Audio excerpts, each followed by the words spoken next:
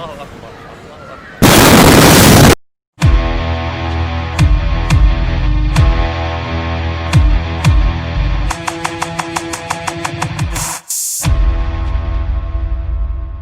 السلام علیکم دوستو، آپ دیکھ رہے ہیں ولاگ پاکستان اور آج میں حاضر ہوں آپ کے لیے ایک نئی ویڈیو کے ساتھ۔ دوستو آج کی اس ویڈیو میں ہم آپ کو لبنان کے دارالحکومت بیروت میں ہونے والے انتہائی خوفناک واقعے کے بارے میں بتائیں گے۔ معزز ناظرین، 4 اگست 2020 کو دوپہر کے وقت بیروت کی بندرگاہ پر ایک ویئر ہاؤس میں اچانک سے بہت بڑا دھماکہ ہوا، جس کی آواز 150 میل دور سپرس تک سنائی دی گئی۔ اس دھماکے کے بعد لبنان میں نیشنل ایمرجنسی نافذ کر دی گئی اور ریسکیو آپریشن شروع کر دیا گیا۔ ناظرین، اس واقعے کے سیاق و سباق کے بعد اب آتے ہیں اس دھماکے کی وجوہات کی طرف۔ ناظرین، اگر اس واقعے کی تہ تک جایا جائے تو معلوم ہوتا ہے کہ 27 ستمبر 2013 کو ایک امونیم نائٹریٹ سے بھرا شپ بیروت پر لایا گیا۔ یہ شپ 2750 ٹن ایگریکلچر فرٹیلائزر لے کر موزمبیق جا رہا تھا، لیکن اس کے اونر کے پاس اتنے پیسے نہیں تھے کہ وہ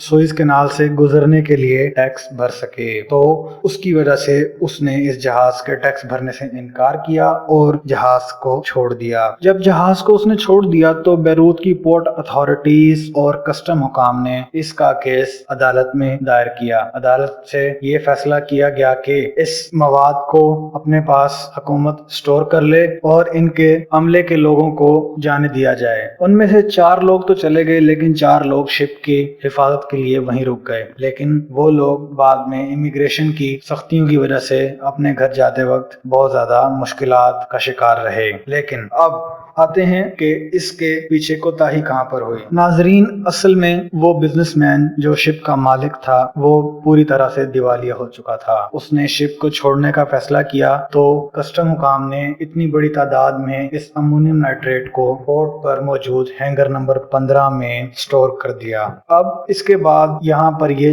6 سال تک پڑا رہا اور ان 6 سالوں میں کسٹم حکام نے ہر طرح سے کوشش کی کہ کسی طرح اس مواد کو یہاں سے دور لے جایا جائے، کیونکہ یہ بہت ہی خطرناک تھا اور اس کی فکر ہر وقت لاحق رہتی تھی۔ کسٹم حکام نے اور پورٹ آفیشلز نے بہت زیادہ لیٹرز لکھے حکومت کو کہ یا تو اس مواد کو دوبارہ ایکسپورٹ کر دیا جائے، یا پھر اسے اپنی لبنانی آرمی کو ڈونیٹ کر دیا جائے، یا پھر لبنان کے اندر موجود دھماکہ خیز مواد کو استعمال کرنے والی کمپنیز کو سیل کر دیا جائے۔ لیکن گورنمنٹ کی لاپرواہی کی وجہ سے یہ مواد وہیں پڑا رہا اور کسی نے اس پر کان نہیں دھرا، تو آج اس کا نتیجہ یہ نکلا کہ ایک خطرناک دھماکہ ہوا، جس کی وجہ سے آج پورا شہر ایک کھنڈر کا منظر پیش کر رہا ہے۔ ناظرین، آپ کو بتاتا چلوں، یہ ایک بہت ہی خطرناک کیمیکل ہے، لیکن یہ کبھی بھی خود سے نہیں جلتا، لیکن اگر اس کے پاس آگ ذرا سی بھی لائی جائے تو یہ پھر آکسیجن سے بھی زیادہ مددگار ثابت ہوتا ہے آگ کو بڑھاوا دینے میں۔ یہی وجہ ثابت ہوئی کہ ابھی فی الحال تو کہنا قبل از وقت ہے، لیکن سننے میں آ رہا ہے کہ اس وقت 2 دھماکے ہوئے تھے، جن میں سے پہلا دھماکہ جب دوپہر کے وقت ہوا تو